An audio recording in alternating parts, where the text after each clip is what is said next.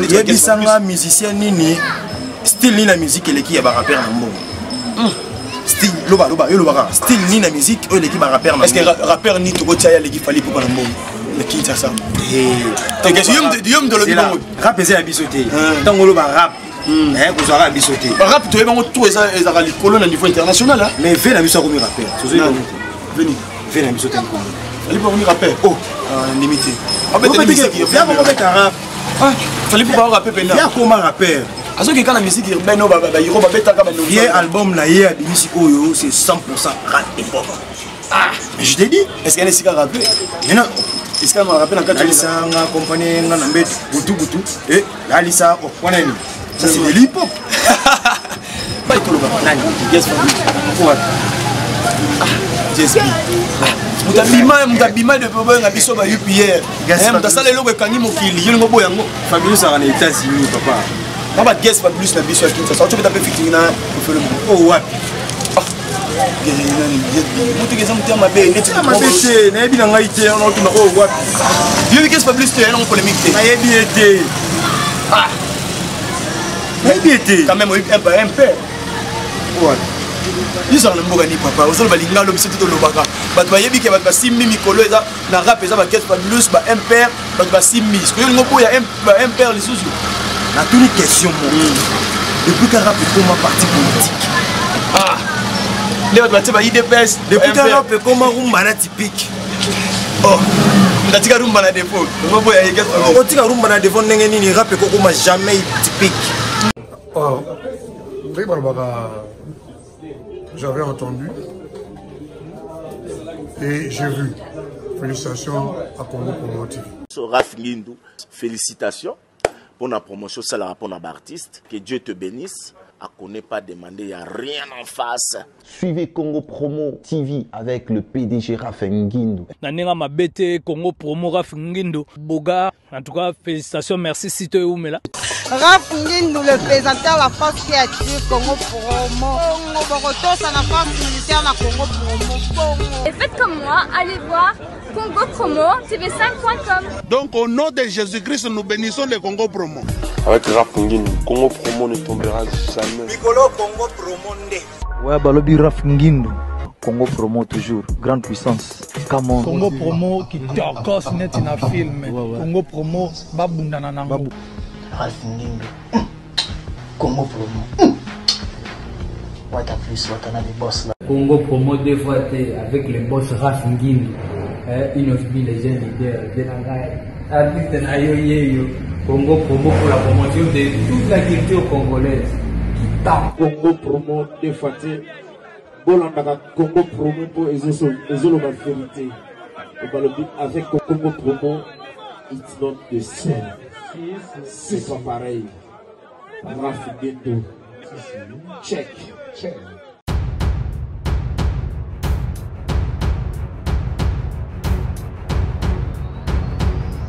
Voilà, bienvenue sur notre chaîne Congo Promo Télévision. Merci pour la confiance et surtout, fileto bozarango pana biso kanina senga rabo qu'on dit toujours qu'on s'abonne massivement sur notre page Facebook Congo Promo Télévision ainsi que sur YouTube pour vos informations. Il y a sûr donc merci aussi à notre boss, lui c'est le boss Raf Ngindou de Congo Promo Télévision. Merci aussi à ingénieur junior pour notre sa caméra, mon vieux Joseph Mbachi Mbotenayo, ainsi qu'à Ya Willy Mouchen, le véritable le seul code mondial Tozaranaye, Mifune qui a belle va de tous les temps, de tous les jours, babi prête à Zalaramoro, l'argent l'appelle. Papa, vraiment, donc nous on est Congo Promo Télévision, donc aujourd'hui je suis là avec un grand rappeur aussi de notre pays. Je pense qu'il va pouvoir redécouvrir pour la première fois sur notre chaîne, mais il fait bien sa musique, donc je pense qu'il y a Mogo, va comprendre parce que c'est la première fois dans un poste à se présenter, bien, déjà. Ouais, bonjour la famille, bonjour à tout le monde, partout dans le monde. Vraiment.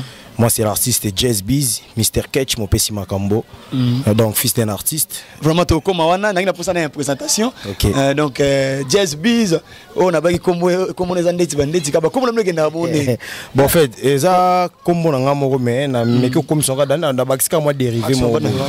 Ouais, fils d'un artiste, donc. Comme on a dit ça, vraiment, il n'a pas ça de comprendre d'abord comment on a eu, malgré Bino Bogena, comment on a un détier.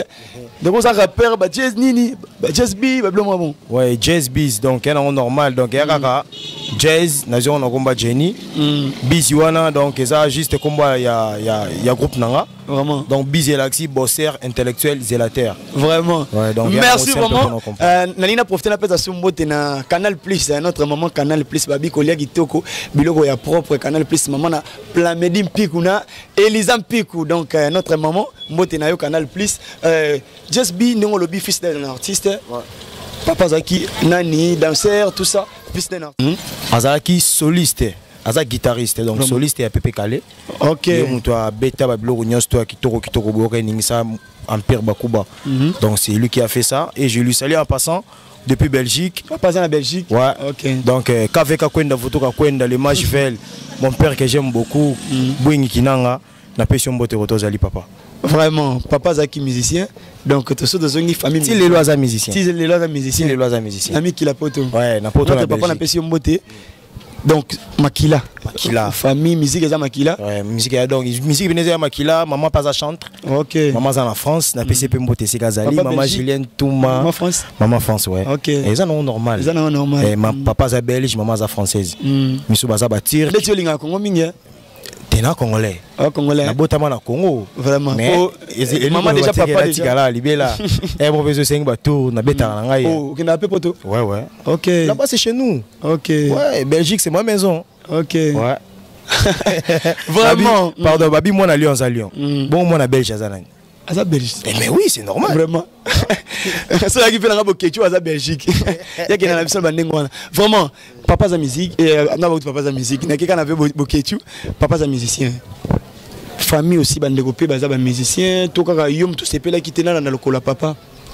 Bissonnion, c'est un musicien. Ok. J'ai un grand frère aussi, il est en Turquie, il s'appelle Saint-Patrick. Donc il est Aza maman na maestro sous donc na guitare somo.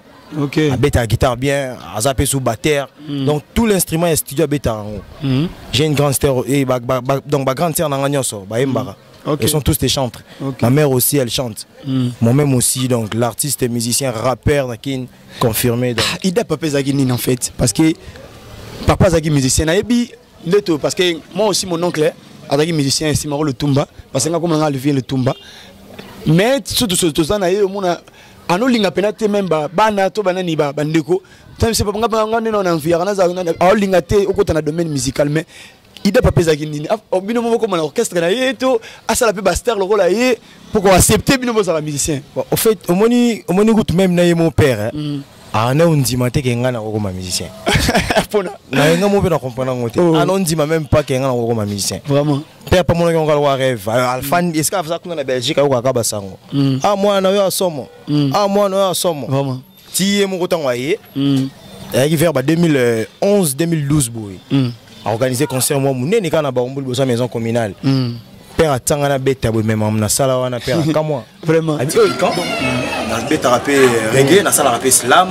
OK, je suis aussi dans le film na sala rapé théâtre na pe na ba pièce na ba théâtre pe belé ou pe na sala da non comme film pe ouais non comme pe film bientôt pe nous na la chaîne en fait pas comprendre nini donc parce que vraiment on a comme artiste comédien artiste musicien pas comprendre nini bon parlant non c'est nga pas comprendre talent ou ça na kati na mai vous avez un talent monsieur Zalaka olingo kangamu mais yango moko ezobima ya ma monsieur c'est ça que olingo no forcer te mais yango moko ezo forcer betinga sko talent ko mo forcer ngai vraiment mo forcer nga pena que ça la boy so bisa boy est-ce que au cassé te parce que tant souffle pe ça le colo tant sou na betaka hip hop pe si le colo mais pas mon ko to mon est-ce que ba comprendre ba couleur on est directement mais ça non normal hein normal de tout le monde a 50 Cent mo azara père mo ko acteur mo ko musala bagag mo mo na ke azara ba talent na ebele et c'est que il faut ebima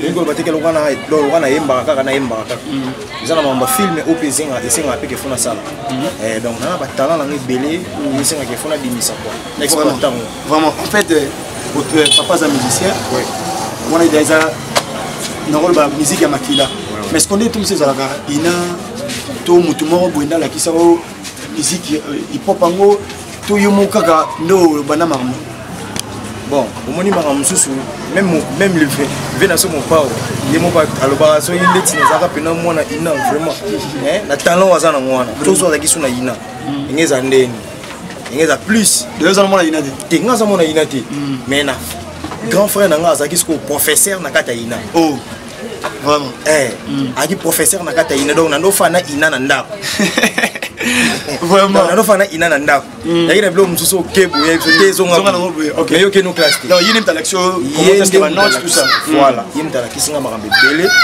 bazaki na camarade ne mobe comme na ki Jonas frère Jonas Pamphile PC Mbote Sikazali yepi mtando kwa prienga susu non toi tu dois faire la musique la musique c'est donc ils don ya famille parce que bande pas kokoba qui dit ma père qui dit pas biso ce qu'on a pas la biso bana moto a bouiller ce qu'on les a vraiment est-ce que Kassa quitté parce que tellement tu aimais aussi la musique mais essaye de rappeler moi classe c'était un bima docteur parce que le domaine monsieur Zali est-ce que yo qui maman quand la musique et affecté il manque quitté non ngai au fait na humanité na salle littérature celle latin philo on a assisté latin philo vers 2008 dans notre diplôme après na okende Isipa parce que j'étais informaticien depuis la botte na ligne ordinateur mingi ton papa comprendre que moi na ligne ordinateur mingi allez tindinga ce qu'on a que ici ça maman na Isipa na Isipa première année deuxième année troisième année na suis gradué na ngai après na commencé la programmation ba chanson na nga moko on a évacué ordinateur parce que la salle la programmation instrumentale na nga moko OK c'est intéressant ouais na performance kiango je vraiment performance tina lelo pende na comédie mais en même temps na ba business na belé na sala OK et na business na belé ba copie ya bilamba griffe parce que griffe na mo fait bientôt oh ouais vraiment na pe na logo na ya griffe na bientôt griffe na ya team busy donc ba polo team busy bientôt vraiment on va tourner là on va clip mais ça va pas bientôt na marché bon moi je pense que comment pour moi télévision peut également par nango parce que faut biso peut avoir des ça fait bien mais vraiment par rapport à la chanson en thématique idée ya nzembo za kini nzembo yo komona ngo kosekeza bolingote vraiment kosekeza bolingote en soko yo kiongo bien de na imbiango comprendre quelque chose mona le bien ça va chose vrai au moment na kutana nango vraiment les gens venaient que wano fana master ou fana ka wande to zano boy lolinga no ngate oblinga dai mokili donc ba elinga contrat et komi na maboko na yo olo komisango pa nanga bomba yango donc moi si nanga apesi mokongo olingi vraiment par là yango na mega ko sala moi ce sont des choses vraies eux comme ah yango le bité revanche nanga ya nzembo et biso musicien to c'est des flaming na musique so salinga mabe na oyembango pour comme la réalité par la ngai na oyembango même papa so wendo kala bando sala bongoti so oyembi mabe so sele mabe mongo il faut yembango faut ko tsonga champ d'ailleurs comme ça on sujet yalo ko ngali kambo tuko na mona ka pana ngeko ma sujet o atande bana ba yebo belé pana ngeko mi da sujet mais biso bakota bina filaire et la nzembo donc nzembo ye donc moni bon mon étier hier la thématique na mingi ya mingi mamba olela yeso ilika mo seleka pasi ya olela yona kene yo za ba tromper bakota bon te nga côté bon vraiment côté bon te mais na za côté na mais pas comme le roi ya mais so na moni mabe mo boya to na yemba par rapport à clip parce que na sepeli bien la qualité ya clip les akaka maison de production la Mister Glow et estimé ba le bloc on a une histoire pour banane na propre forme na moko si moyen na maison na bandaki na propre forme na moko après na yeko ya sikopa ya Mister Glow mais c'est une Excel 6 2.0 musique la Pession Mbote Boto Zali de France et Saint-Étienne Mister Glow ici c'est busy donc yé muta simbi sikolo OK yé pena muta zuma oyaki d'abord na relation d'abord ya na Mister Glow et banaki nini ngana Mister Glow ya kalwa mnyonso non c'est là ngana Mister Glow to zandenga ni ma mère et la maman de Mister Glow baza ba camarade na kata église moko na armée di Sali na salle centrale OK biso siko bana to koli esika moko OK tant to koti jeune armée donc bana miki to yema na chorale ya jeune armée parce que yé par exemple la musique dans autres est-ce que tu sais que Mister Glow lui aussi chante vraiment on a bien Mister avec Mister Glow aïe bien embêter l'informatique d'une manière tu ne peux pas même imaginer voilà aïe bien informatique makasi donc siko tellement kayo comprendre que noté ndeko na ngamo oyo aza kutu makasi koleka ba tout donc na banana on a moni to bani mama in Excel 6 na donc in Excel 6 musique yango ndem de simbi busy na minute vraiment yango de simbi management makambo tout etali musique à busy par rapport à Nebo Sola qui n'a contrat tout ça actuellement parce que TV radio qui lui au mozo monde bazo promouvoir yo tout moi il y a aussi quelque chose pour la difficulté mon raison tu vois bazo promouvoir ma makasi en tout cas chance c'est belé la kata c'est comme si vous avez mon kaka non tu sais belé to comme comme belé to comme comme belé bosso pas so tali la première page ya la belle wana le ngana photo nanga ma ramener studio nanga ba la publication nanga donc tozaki ngamoko mais pour l'instant on a déjà plus de 10 plus de 10 personnes dans la kata la belle déjà pe batamike mkete on a mis mais qu'on produire bateau c'est quelque chose parce que pour essayer la promotion des clips les gens va comprendre les promotions et bête à partout au coach sango partout bise belé pour la belle les gens charge non ils a charge sur si tu es un bon producteur, un bon manager, artiste azaka na moment OK artiste nyo surtout te bazwa maman wale bino nyo ce moment à la fois non maya na moko malé pe mundomta na tana e ndeti temps ya tana yo libotika baninga on a mandé tu litana ngo martelango est-ce que libotika pe baninga non ngaza na libéral so ya tangu na yo ya tangu na so ya tangu na tangu oh so tangu na nga mais c'est in Excel 6 à l'objet que non c'est le temps de jazz biz. OK. Donc il Moutaro Kangwazate. Je sais que les rappeurs bazapi belé na mboka. Vraiment on a linga ko créer ma polémique mais je pense que Just B famille zapi makila. Est-ce que les gens ont rapide? Est-ce que ça parce que les mecs va les visiter les gars va côté ma politique mais les rappeurs aussi on va Guest Fabulous un père rappeur au bazo ça rapide ça na bango est-ce que vous avez un estime pas na bango to moi baisse ça na rap baisse ma casse na rap oh baisse ma casse fort na rap mais parce que Guest Fabulous bazo beta kaka ba un père ba ça na bango moni na kolo bandeni moni nzemba beta yi wana na to bimisana soko yo kima na lobi na kati wana za makambo yo to ngai rap kala to ebaki donc ba fait na biso ba rapper bazaki na rap mais lelo ya so rap basu rap ba commission au parti politique n'ako pas été basu rap ba commission au rumba na typique oh basu rap ba quotidien ba polémique vraiment donc on est sur rap on va rapper ba yeba na souté mais comme la rap ozoka seben pena lo rwanda tiwe ramta vraiment zoka rap ko pena lo rwanda tiwe mo rwanda ti ba dilu mutazo beta mais tam sur rap aussi malango ti ba ndeko so mo changer na rap si maté vraiment parce que mais ils ont la bateau ba on peut rap ti sikoli tu bisanga musicien nini style ni na musique eleki ya ba rapper na mbongo style loba style ni na musique o eleki ba rapper na est-ce que rappeur ni to tia ya leki fali pour na mbongo le qui ça t'es question de le bon rap c'est à bisoter tant on loba rap ko zo rap bisoter rap to eba tout ça les colonnes à niveau international mais vient la biso comme rappeur vient la bisoter comme fallait pas venir rapper oh limité en fait la musique il y a comment mettre rap fallait pas rapper pena il y a comment rappeur azo que quand la musique urbaine ba yiro ba beta ka ba no vieux album na ye abimisi oyo c'est 100% rap et pop mais je t'ai dit est-ce qu'elle est si rapper mais non est-ce qu'elle m'a rappelé dans 4 Alisa nga compagnie nga na mbet butu et la Alisa oh wana ni ça c'est de l'hip hop ça c'est de l'hip hop mon frère album wana za hip hop boyo comme bien les sons de yo kata temba j'avance les yeux fermés migrant de rêve yo comme on fait mbwana a rapper pas que je m'en aille mais j'ai dit dans le logo beta moto ngobeto ke nango wana ni vraiment c'est de l'hip hop vraiment faire comme un rappeur, comprenez que rap n'est pas dans ma camp. Je montre que faire comme un top niveau. Vraiment. Mais rap, mais Guest Fabulous aussi, il fait bien son travail tout le monde. Guest Fabulous. Just be. Mutabima de bobo na biso ba UPR. Mutasala lelo kangi mokili, yelo ngobo yango. Fabulous a na États-Unis papa. Baba Guest Fabulous na biso akinsa. Ça tu peux taper fitting na fait le oh ouais.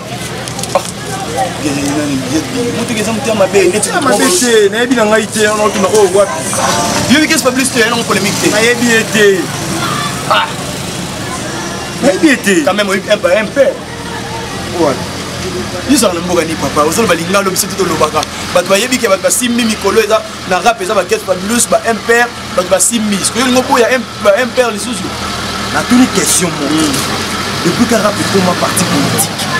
Ah. Les autres ba IDPS depuis que rap est comme rumba na typique. Oh. Ndatika rumba na défaut. Ngopo ya caisse. Otika rumba na défaut ndenge nini rap est comme jamais typique. Rap est comme jamais typique. Est-ce que ça va pas te rendre na bande ko na compte rendre na mututé moi Jazz Biz Mr Ketch mo pesi makambo. Mais baza bande ko ba osala pe musala bien tam sur le roi ndozo sala. Mais nayebi makambo wana oyo zo tuna ngate. Siko na koloba nini? Ah, nayebi te ça qu'est-ce Fabrice na mabe hein. Voilà, na père mboka na biso yo zo ignorer no. Na ignorer te nayebi te soka sala nini, soka bimisaki nini. Parce que ezana ba rappeur congolais nini oyo osepela na bango oyo basala msabi. Tout en ba komona bango pour sans polémique. Ba rappeur congolais, il y a qui ça ou bien on va libanda. Il y a qui ça non parce que qui ça la capitale. Ça. Ndeti nini na minute je sais que Mick Mag a te bien sentir ma Koffi Olomide. A te bien la chanson mon Koffi Olomide, il est capté pour la face. Reste là, je sais pas. Ah! Donc Mboko na lobaka tu sais Kinshasa la ville. Ville de Kinshasa, hein monsieur Nani Junior. Ville de Kinshasa. Il rappeur Morote Oyebi. Ozo Samsa Gito. 0. Ah, 0 na émission Mandofolo. Papa tango boya batu boye parce que ngala kena boye ngala linga ba prévezala. Yedo sali nini o convaincre batu pour boya bande ko ba saida mambe mona. Omoni nzembo uti wana. Dans la qualité clip na mo. Yoka thématique na mo. Vous comprendre quelque chose qui va pouvoir avoir ça les avantages. Vraiment, je te jure. Bandela oyo kongo tango fana suyo mo mo bien bandela oyo kongo bageno Jazz avait raison. Pour moi que obo sala wana ça va partir. On a tout na kaka. Depuis qu'un rap est comme un parti politique. Depuis qu'un rap est comme un rumba typique. Vraiment. Depuis qu'un rap est comme un polémique. Est-ce que rap est mais sa musique qui ne se la musique de la musique ça pour sa polémique. Des rap ce qu'on est au côté de rumba typique. Vraiment bien rap. Ah, est-ce que ça va bande quoi là beaucoup collaborer beaucoup t'en répété que beau solo là t'as les solo. Yo n'aime pas l'ingarité ton nez. Je t'écoute à la rendette. Mais vas-y dans la bande ça. On découvre ça m'a dit on nous va couper. Là nous cabaron. Mais ça m'a dit vraiment. Jazz Biz. Mais assurance de nini.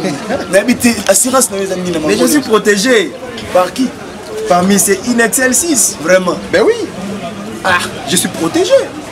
Ce que je sais que na temps tala monter. Ye uta pisa nga. Mais nga on a parce que nga tout na pe parce que ba label pe bimi hein, qu'est-ce que Fabrice Jean courageux ali faire go là aussi dans la label au bateau promouvoir aussi l'artiste et pourquoi au ligne avec Mister Glo parce que papa parti de reboyer on a pour la promouvoir et bien. On est mon typique. Et c'est un petit peu. Mais en partie c'est toi général les labels, mais il y a beaucoup plus de typique. Un détour le gars comment on est. Un chien courageux. Moi on est bien ôté. Parce que nous sommes là au le gars là. Fait rigole. Il y a Jésus. Voilà, est-ce que Jésus, il y a ça. Il va le voir le gars il me refait. Pour mettre le mot là. Il y en a qui nous côté dans la label parce que nous on a tout à typique. Vraiment, ah vraiment, je l'ai fait match mon vieux. Moi de nayo canal plus mère de mère, la mère après mission à Marambo, Liana Romela Souka.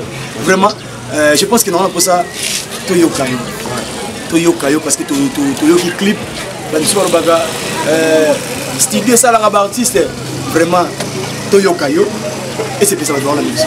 Kinshasa l'équipe partout, vraiment. Voilà Ibila et l'équipe partout.